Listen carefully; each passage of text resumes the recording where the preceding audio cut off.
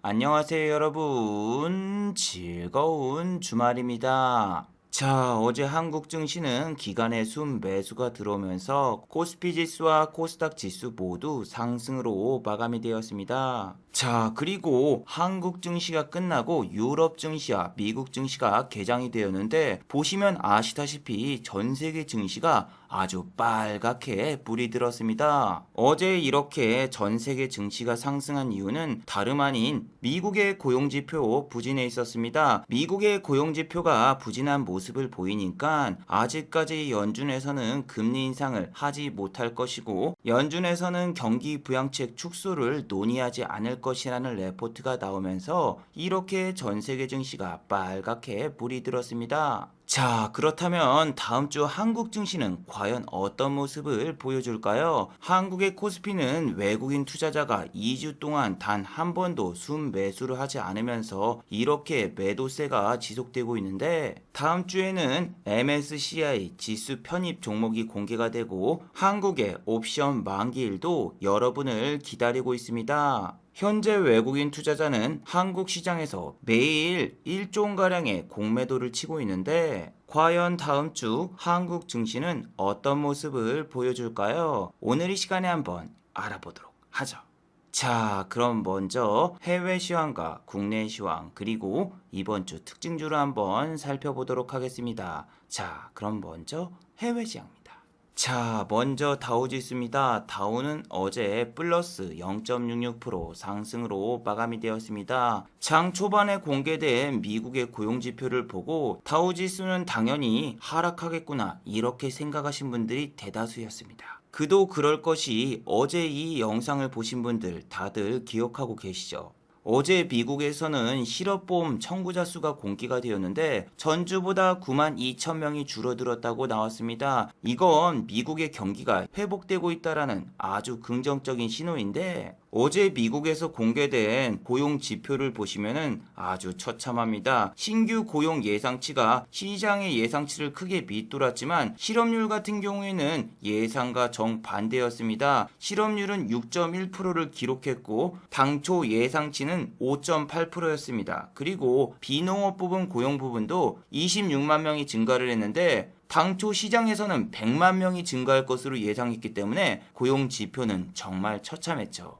그렇다면은 경기 회복주가 밀집되어 있는 다우 지수 같은 경우에는 보통 내리는 게 정상이에요. 하지만 어제도 플러스 0.66%가 상승하면서 6일 동안 상승을 했습니다. 6일 동안.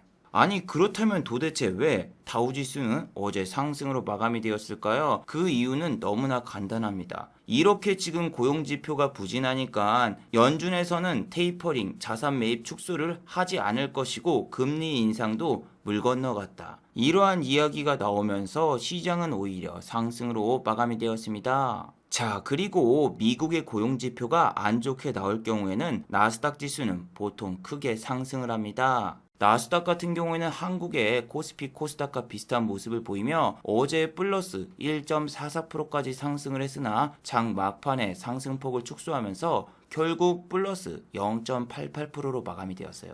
자, 나스닥 차트를 보다가 한국의 코스닥 차트라던가 한국의 코스피 지수 차트를 보시면은 거의 데칼코마니죠. 정말 웃긴 게 보통 고용지표라던가 경제지표가 잘못 나오면은 경기 회복주가 크게 하락을 해야 되는데 경기 회복주 중 하나인 월트 디즈니 같은 경우에는 어제 플러스로 마감이 되었죠. 그뿐만이 아니라 호텔 관련주 힐튼 월드와이드 홀딩스도 어제 플러스 2.1% 상승으로 마감이 되었습니다.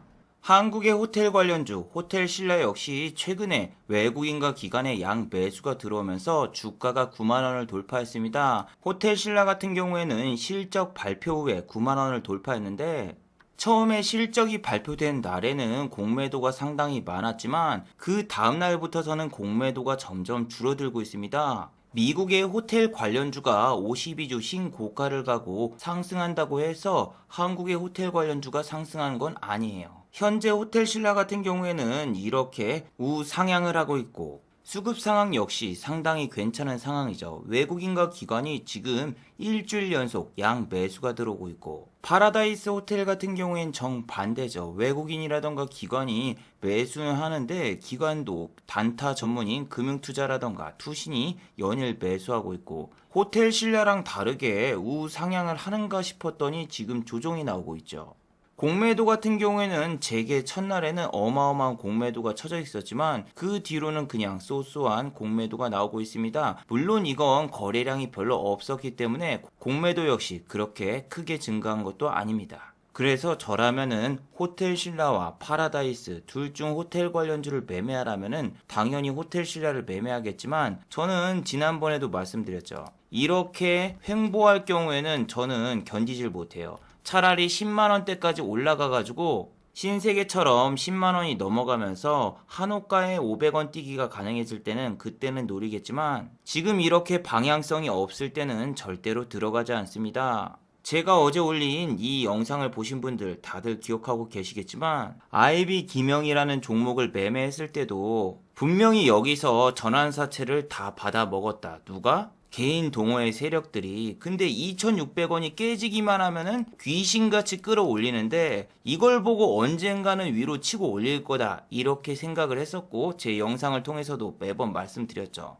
저렇게 특이점이 있는 종목을 뽑아놓고 언젠간 오르겠지 하고 미리 사는 게 아니라 주가가 언제 올라갈지 모르니까 오를 때 들어갑니다. 오를 때. 왜냐하면은 이 종목 같은 경우에는 첫 번째는 2,800원만 넘어가면은 계속 하락이 나왔고, 두 번째로는 투자주의, 투자 경고 종목이기 때문에 3,100원을 넘어갈 경우에는 투자주의, 투자 경고가 또 걸리는데, 투자주의와 투자 경고가 어제자로 풀렸기 때문에 어제 움직일 수 있는 가능성이 상당히 높았습니다. 하지만 그래도 선침해는 안 합니다. 일단 2,800원을 누가 뚫어줘야 되고 3,100원도 누가 뚫어줘야 되는데, 여기까지 가는데 매딜이 걸릴지도 모르고, 두 번째로는 기회비용도 존재하죠. 저렇게 공시가 나오고 투자 경고가 풀리거나 투자주의가 풀린 종목을 한 10종목 놔둔 다음에 올라가는 종목이 있으면 차례대로 공략을 하면 되지. 굳이 좀 더 싸게 사겠다고 밑에서 선침해를 할 필요가 없어요.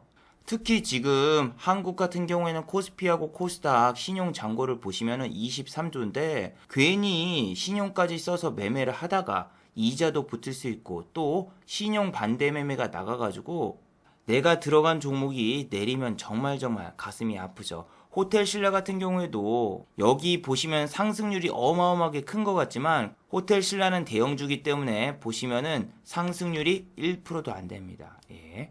여기서 여기까지 상승률이 4%밖에 되질 않아요. 생각보다 상승률이 너무너무나 적은데 여기까지 올라가는데 4일이라는 시간이 걸리기 때문에 외국인과 기관이 수급이 많이 들어오는 거에 비해서 상승률이 낮고 생각보다 비효율적인 종목이에요. 거기다가 코다리 바이러스 혹은 미중 무역 전쟁에도 상당히 많이 휘둘리죠. 자, 어제 나온 뉴스입니다. 중화권의 3대 통신사를 뉴욕 증시는 다우지수입니다. 다우지수에서 상장 폐지를 확정했다고 합니다. 자, 뉴스를 자세히 살펴보시면은 차이나텔레콤, 차이나유니콤, 차이나모바일 등 뉴욕 증시에서 상장되어 있는 중화권의 3개의 통신사를 뉴욕 증시에서 상장 폐지를 한다고 합니다. 그런데 이 3개의 통신사는 뉴욕 증시에서는 퇴출이 되지만 홍콩 증시에도 상장이 되어 있기 때문에, 만약에 뉴욕 증시에서 퇴출이 된다고 해도 홍콩에 있는 주식으로 교환을 해주겠다고 하네요.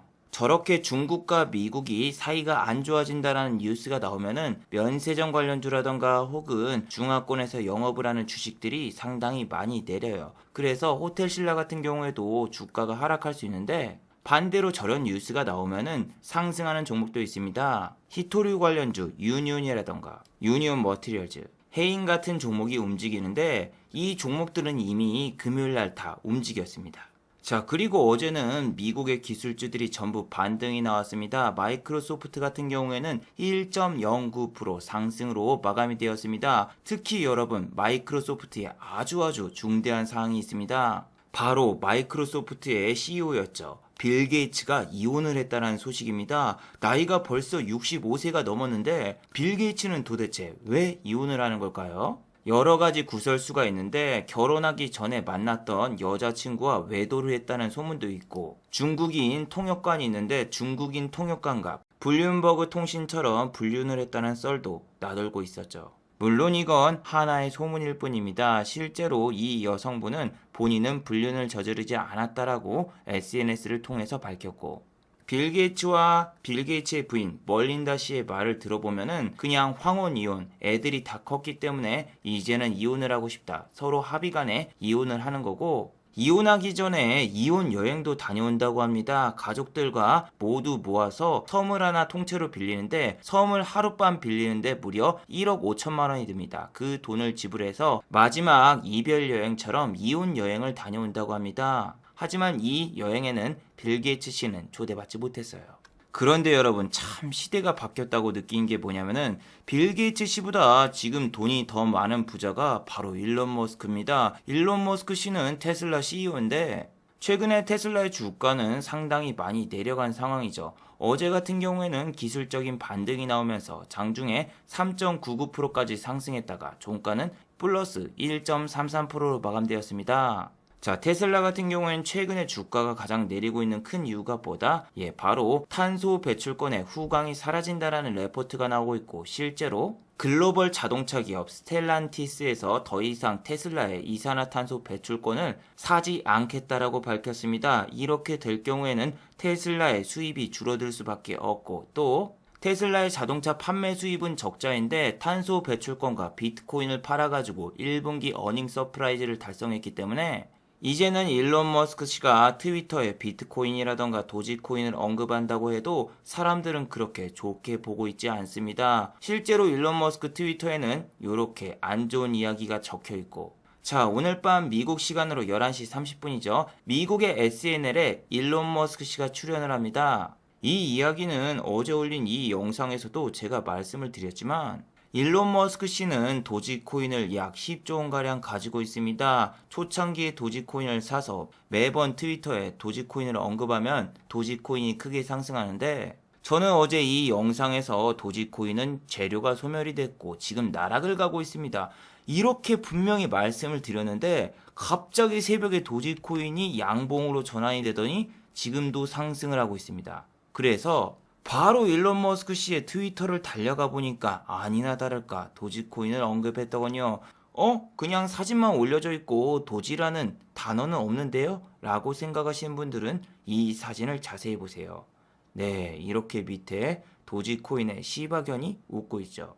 아니 세상에 이건 거의 주가 조작이랑 똑같은데 코인법이 없어가지고 일론 머스크 씨를 처벌을 못하겠다라고 미국의 금융위에서 이야기를 했는데 이건 정말 너무 불합리한 것 같아요. 아니 여러분 뭐 페이스북 CEO라던가 빌 게이츠 씨라던가 워렌 버핏 씨라던가 뭔가 삶을 열심히 살아오고 뭔가 이룬 사람 같은데 일론 머스크 씨는 뭐 비트코인을 사고 자기가 이제 홍보를 하고 있고 거기다가 또 도지코인을 10조 원 가지고 있으니까 계속 저렇게 트위터에 언급하면서 주가 조작처럼 도지코인을 펌핑시키고 있는데 아니 테슬라 같은 경우에는 바이러스 사건이 터지기 전에는 정말 사기 기업이다 이런 오명도 쓰고 아무것도 없는 회사였는데 바이러스 사건이 터진 다음부터서 이렇게 주가가 뻥튀기 되더니 세계적인 부자도 되고 거기다가 또 이제는 코인 가지고 장난을 치고 있고 저는 솔직히 테슬라를 보고 있으면 좀 화가 납니다. 이 회사 같은 경우에는 자동차를 열심히 만들어가지고 주가를 좀 더 올릴 생각을 하는 게 아니라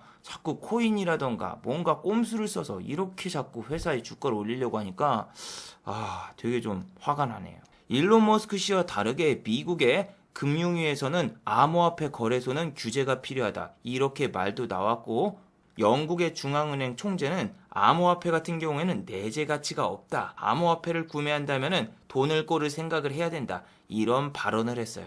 이런 발언은 한국의 금융위원장이죠. 은성수 씨도 똑같은 발언을 했었는데 자 그렇다면 여러분 영국은행 총재도 저런 발언을 했고 거기다가 미국의 금융위원장도 저런 발언을 했으니까 비트코인의 가격은 당연히 떡락이 나왔겠죠. 아닙니다 여러분 오히려 비트코인의 가격은 어제보다 더 오르면서 다시 한번 7천만원 선에 복귀가 되었습니다. 여러분 세상이 참 미쳐가고 있는 것 같습니다. 자, 암호화폐에 대해서 투자의 귀재 워렌 버핏 할아버지는 과연 어떤 생각을 가지고 있을까요? 자, 워렌 버핏 아저씨는 비트코인이나 암호화폐에 대해서 이런 생각을 가지고 계십니다. 코인으로는 아무것도 할 수가 없고 아무런 가치가 없다. 그냥 자기가 산 가격보다 다음 사람이 더 비싸게 사주길 바라는 거고, 만약에 농장 거래를 금지시킨다고 해도 농장은 남아있기 때문에 농장을 사는 거는 절대 나쁘지 않다. 혹은 아파트라던가 심지어 주식 같은 경우에도 거래를 금지한다고 해도 그 가치는 남아있다. 하지만 만약에 코인 거래가 금지가 된다면 어떤 상황이 발생할까? 사람들은 이제서야 정신을 차리고 이 실체가 없는 걸 도대체 내가 왜 샀을까? 도대체 내가 이걸 왜 사야 되지? 이렇게 반박을 할 거다. 그리고 마지막으로 이건 절대 투자가 아니다. 투기다. 잘못된 건 아니다. 도박이 하고 싶으면 할 수도 있는 거지 뭐. 이렇게 이야기를 했습니다. 일론 머스크 씨하고 행보가 완전히 다르죠. 근데 더 웃긴 건 뭐다? 자산은 일론 머스크 씨가 버크셔웨이의 워렌 버핏 씨보다 자산이 더 많아요. 이런 걸 보면은 코다리 19 바이러스 때문에 세상이 참 미쳐가고 있구나. 이렇게 느낄 수 있죠. 자, 그리고 여러분 다음 주에는 MSCI 지수 편입 종목이 공개가 됩니다. 최근에 BTS 관련주죠.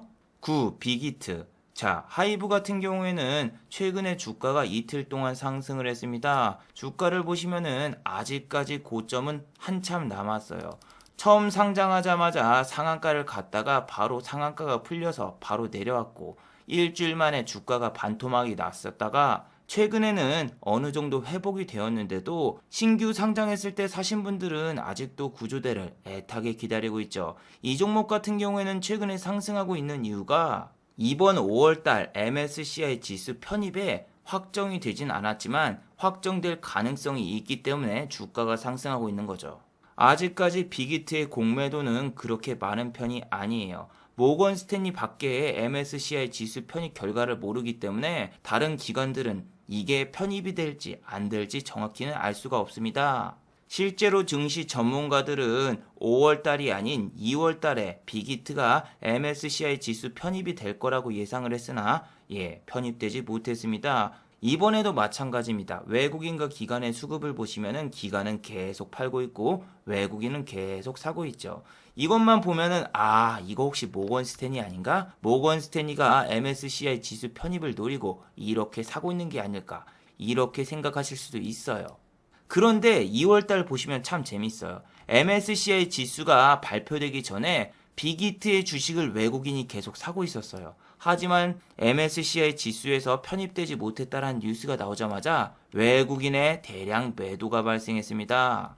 그래서 이번에도 똑같습니다. 단순하게 외국인 투자자가 많이 매수하니까 이건 MSCI 지수에 편입이 될 거야. 이렇게 생각하시면 안 돼요.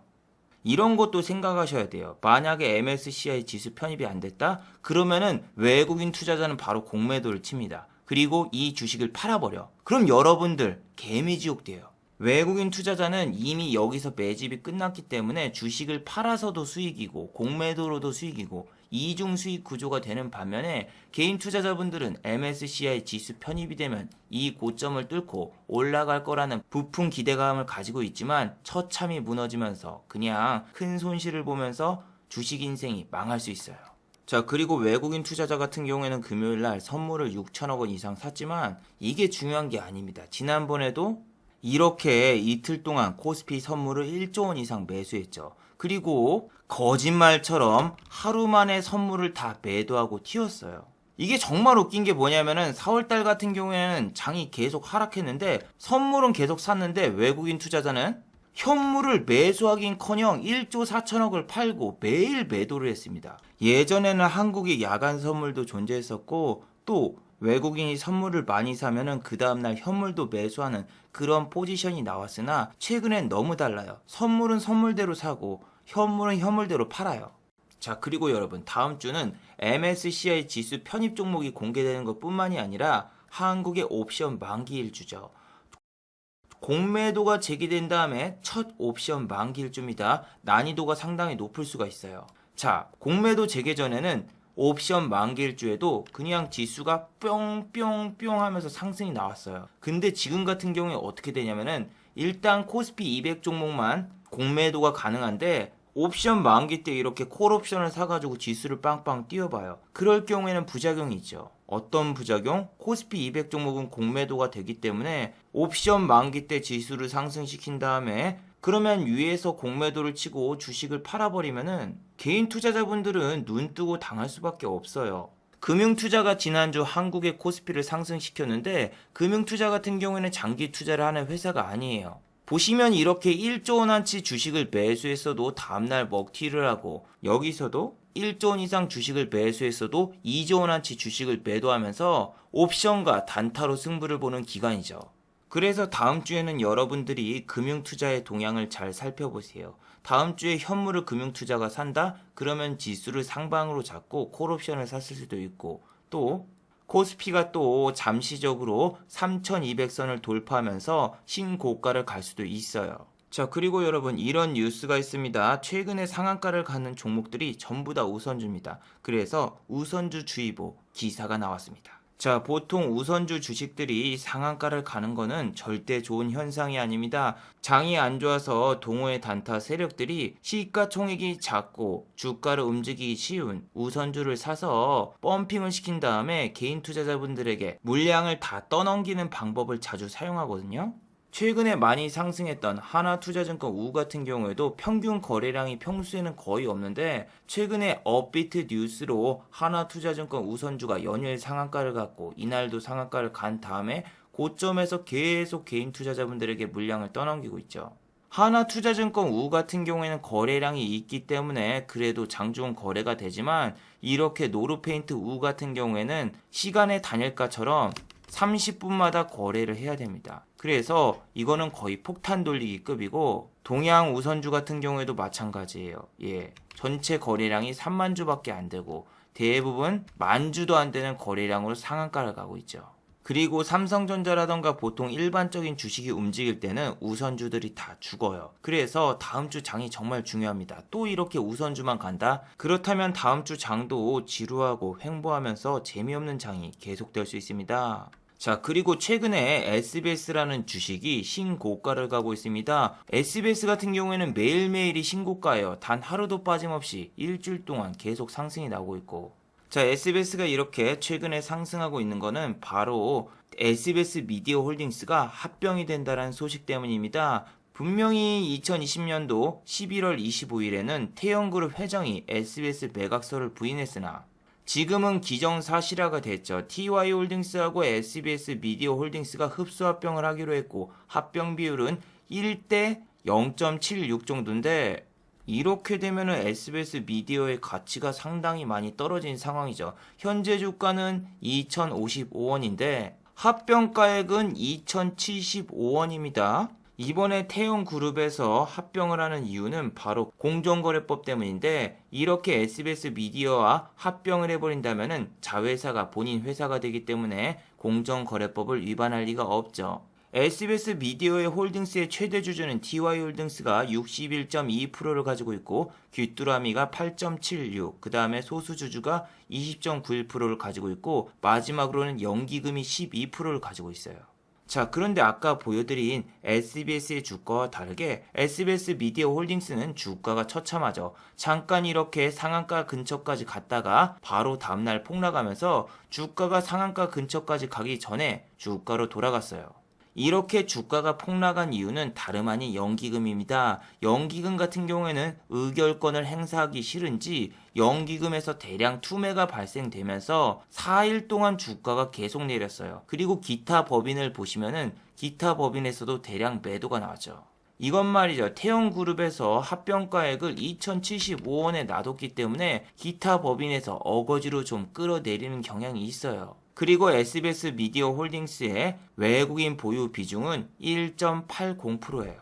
자, 그러면 여러분 여기서 어떤 생각이 드나요? 연기금 같은 경우에는 12%의 비중을 다 던지면서 나갔고 외국인 투자자는 아직 여기 수급이 남아있는데 외국인 투자자가 탈출하기 위해서 주가를 잠깐 펌핑 시키지 않을까? 지난번처럼 이렇게 주가를 한번 뿅 올려가지고 지금이 매수 적기지 않을까 이렇게 생각하시는 분들도 있겠지만 현재 보시면은 외국인도 같이 연기금과 합세해서 매도하고 있어요. 여러분들이 생각하시는 게 얘네들이 지금 물려있으니까 위로 쳐 올릴 것이다 이렇게 생각하는 게 아니라 반대로 얘네가 손절하고 로스컷이라고 하죠. 손절하고 나갈 것도 생각을 해야 됩니다. 이게 회사 지분을 TY홀딩스가 대부분 들고 있기 때문에 시장에 유통되는 물량이 적어서 금방 올라갈 것으로 착각할 수 있겠지만 반대로 TY홀딩스 쪽에서 만약에 주가가 오르면 눌러버릴 수 있다라고 생각을 해야 돼요.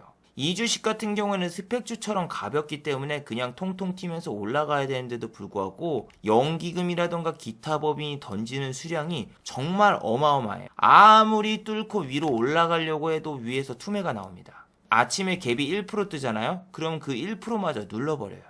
그래서 SBS 같은 경우에는 사모하는 사모펀드가 계속 주식을 사면서 52주 신고가를 만들어내고 있지만 SBS 미디어 컨텐츠 같은 경우에는 아까 말씀드린 대로 연기금 거기다가 검은머리 외국인 기타 법인까지 매도에 합세해 있고 합병가액이 2,075원이기 때문에 이런 애들은 당장에 주가가 급등하거나 펌핑이 나오기 되게 힘들다고 생각하시면 돼요.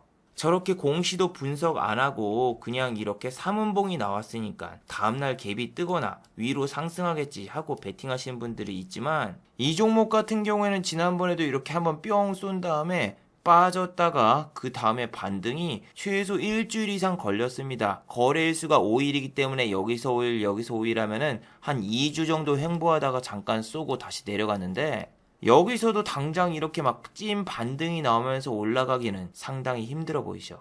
어제 영상에서도 말씀을 드렸지만 요즘엔 여러분 반등이 안 나와요. 예를 들면은 보통 3운봉에서는 반등이 나온다. 그래서 3운봉에서 종가 베팅을 하고 아침에 갭을 먹는다. 이런 방법을 쓰지만 보시면은 갭이 뜨긴 떴습니다. 0.82%. 한 1분 동안 갭이 뜨고 바로 쫙 빠졌는데 이거는 수익 못 챙깁니다. 수수료 때문에. 그렇다면은 5운봉 하나 둘 셋 넷 다섯 5운봉에서도 종가 베팅을 때리신 분이 있거든요. 근데 5운봉에서 종가 베팅을 때렸어. 근데 그 다음날 반대 매매 때문에 오히려 마이너스로 출발했어. 아니 어떻게 최근에 이렇게 급등을 했던 종목이 반등을 한 번도 안 주고 이렇게 계속 뺄 수가 있냐고. 그리고 여러분 이런 거 별로 집착하면 안 돼요. 보시면은 현우산업이란 종목은 6,000원대를 터치했는데 바로 밑에서 윗꼬리를 달고 올라왔죠. 그러면은 개인 투자자분들은 종토방에다가 아유 쫄보들만 털렸네. 4월 27일 보세요. 무슨 쫄보들만 털려요. 개인들밖에 안 샀구만. 그리고 외국인의 수급이 막 들어오니까 외국인이 남아있으니까 얘네들이 언젠가 올리겠지.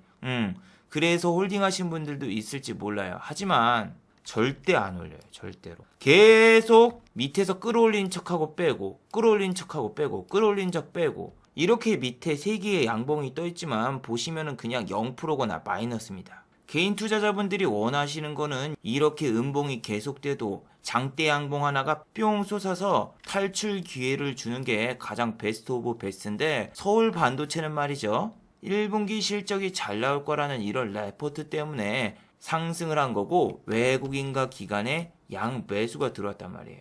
하지만 대부분의 종목들은 빠진 건 20%인데 반등은 1%에서 2%, 3% 정도밖에 안 나와요. 아니 여러분 장이 정말 재미가 없는 게 뭐냐면은 우선주들은 이렇게 상한가를 갔는데 스크롤을 내려볼까요? 아니 상한가 다음에 상승률이 10%대로 넘어갑니다. 그리고 밑에 더 내려보시면은 상승률이 0.1%대가 너무 많아요. 한 100종목 이상이 0.1%, 0.32% 한호가만 올랐고 그나마 1%대도 수백 종목이에요.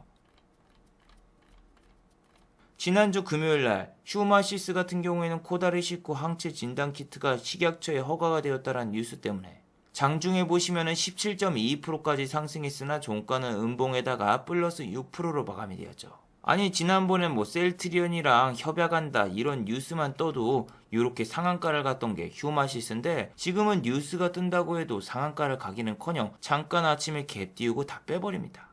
그리고 지난주 페노전 정말 깜짝 놀랐습니다. 52주 신고가를 만들어 놓고 종가는 마이너스 3.38% 하락으로 마감됐습니다. 외국인이랑 기관이 동반 양매수가 들어왔지만 다 팔고 먹튀를 했고 고점에서 공매도를 대량으로 친 다음에 빼버렸어요. 그래서 요즘 매너리즘을 느끼는 게 뭐냐면은 음봉 종가 베팅을 때려도 빼고 양봉 종가 베팅을 때리면은 아침에 1% 올려놓고 바로 공매도 치고 빼버리고, 지난주 금요일에는 무슨 경부 고속도로가 지하화 추진을 한다고 하면서 막 동아지질이라던가 사모개발 급등하고 특수건설이 이렇게 상한가를 갔는데, 이건 아직까지 여러분 구체화된 계획은 없고 지난 4일에 노영욱 국토부 장관 후보자가 얘기를 꺼낸 것 뿐이에요.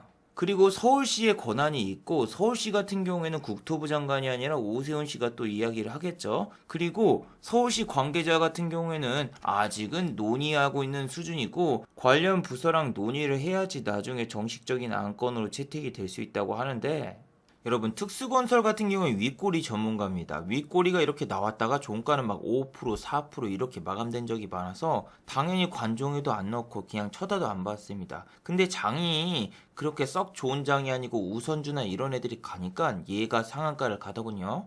그리고 경부고속도로 같은 경우에는 국토부 장관이 나와서 매일 리딩을 해줘야 되는데 그럴 것 같지도 않습니다. 왜냐하면 지난번 휴마시스 같은 경우에는 오세훈 씨가 계속 언론에다가 진단키트가 필요하다 언급을 했기 때문에 올랐지만, 이건 그런 테마라고 생각이 되지 않고, 해저 터널하면 옛날에 뭐 KT 서브마린이 이렇게 상한가를 간 적이 있었지만 지난주 금요일에도 갑자기 얘도 지하화 테마로 같이 올랐지만 보시면은 윗골이 나오고 그냥 빠지고, 지난번에도 이렇게 16%나 올랐는데 종가는 2%로 마감되고, 테마가 지속성이 필요한데 그냥 국토부 장관이 한번 언급한 걸로는 지속적인 테마로 될 것 같지 않아서 지하화 테마는 그렇게 전 좋게 보지는 않아요. 그리고 NC소프트 같은 경우는 지난주 2.98% 상승으로 마감이 되었는데 보시면은 시젠과 똑같죠. 뭐 3운봉 때 다음에 반등이 나오거나 혹은 5운봉 뒤에 반등이 나오거나 그런 것도 없습니다. 그냥 쭉 빠져가지고 이렇게 반등 나오면은 또 다음날 빠질 가능성이 있죠. 지난번에도 상승시켜 놨더니 다시 빼버리고 상승시켜 놨더니 빼버리고.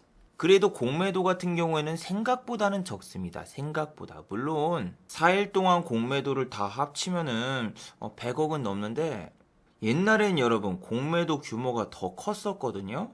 그 기억 때문인지 아직까지 이 공매도로는 공매도가 많다고 생각이 안 되고, 게임주 같은 경우에는 계속 악재 뉴스가 나오고 있죠. 친중 게임을 만들지 않는 이상은 중국에 게임 수출을 할 수가 없다. 그리고 또 이 게임 규제를 한국만 하더군요. 보니까 일본이라던가 다른 나라 같은 경우에는 규제가 그렇게 심하지 않고 한국 같은 경우에는 여러 가지 규제가 많아서 사실상 게임 수출이 힘든 상황이죠. 그래도 여러분 지금은 실적 시즌이니까 실적이 발표되기 직전에 움직이는 주식은 분명히 있어요. 그런 종목은 여러분들이 꼭 찾아보셔서 매매를 해보시고, 요렇게 YG 엔터테인먼트 같은 경우에도 한 달가량 빠졌는데 반등이 한 번도 안 나오다가 반등이 여기서 나왔는데 고작 3%. 저는 막 이게 이렇게 올라가서 최소 여기까진 가겠구나 싶었는데 너무 시시하더군요. 장중에 이렇게 외국인 창구로 매도가 나오면서 주가가 원래는 하락을 해야 되지만 생각보다 거래가 없습니다. 보시면은 10시인데 26분, 27분, 28분, 29분, 30분. 예. 거래량이 어마어마하게 적죠. 천주도 거래가 안 됐습니다. 그래서 여러분들이 외국인이 장중에 팔고 있는 종목이나 기관이 장중에 팔고 있는 종목, 그리고 또 이렇게 반등이 약한 종목은 지금 건드리지 마세요. 저도 지금 다들 반등이 나와야 되는데 반등이 안 나오니까 너무너무나 답답하고 종가 베팅을 때려도 너무 재미없는 상황이라서 저도 좀 매매를 천천히 하고 있는데, 여러분들도 지금 너무 급발진하지 마세요. 매매할 종목이 없다고 막 없는 종목이라도 만들어서 들어가려고 하다 보면은 정말 큰 손실을 볼 수 있으니 꼭 주의하시기 바랍니다. 자, 그리고 여러분 아까 보여드린 도지코인이 갑자기 급락이 나오면서 순식간에 마이너스 전환이 나왔습니다. 고점 대비해서 지금 약 한 10% 정도 빠진 걸로 보이는데, 머스크 형이 TV쇼에 출연하기까지 앞으로 8시간 정도 남았는데 과연 SNL이 방영된 다음에 도지코인이 어떻게 될까 개인적으로 참 기대가 되네요. 자, 마지막으로 한번 정리해 보도록 하겠습니다. 1번, 실적 발표가 얼마 안 남은 종목은 서울 반도체처럼 횡보 중에서도 반등을 줄 수가 있어요. 물론 이 전제 조건은 실적이 좋아 보이는 주식이어야 되고, 호텔 신라 역시 시장 예상치를 상회하는 실적이 나와서 최근에 상승이 나오고 있는 것만큼 이번에는 여러분 진짜 실적주 위주로 잘 한번 종목을 찾아보세요. 두 번째, 옵션 만기일에 금융투자와 외국인의 포지션을 잘 지켜보도록 하세요. 지난주에 매수에 가담했던 금융투자는 과연 이번 주에 주식을 매도할까요? 그리고 외국인은 선물을 6천억 정도 대량 매수를 했는데 월요일날 과연 코스피를 매수할까요? 이걸 중점으로 잘 지켜보시고 공매도 재개 후 첫 옵션 만기일이라서 괜히 지수가 상승한다고 빨려 들어갔다가는 옵션 만기가 끝나고 외국인 기관이 차익 실현을 하면서 공매도까지 같이 때려버리면 여러분 정말 큰 손실이 날 수 있으니 주의하시기 바랍니다. 자, 유튜브 광고도 끝까지 시청해주시면 정말로 고맙겠고, 좋아요와 구독하기도 많이 눌러주시면 정말로 고맙겠습니다. 아, 그리고 또 어제 생방송 전에 저를 후원해주신 정말 고마운 분들이 계셨네요. 네, 제 유튜브 영상 밑에 있는 투네이션 후원하기 버튼을 눌러주시면 저를 후원해주실 수 있는데, 아, 제가 착각했네요. 오늘은 후원해주신 분이 아무도 안 계셨습니다. 자, 다들 수고하셨고 즐거운 주말 되시기 바랍니다. 다들 수고하셨습니다.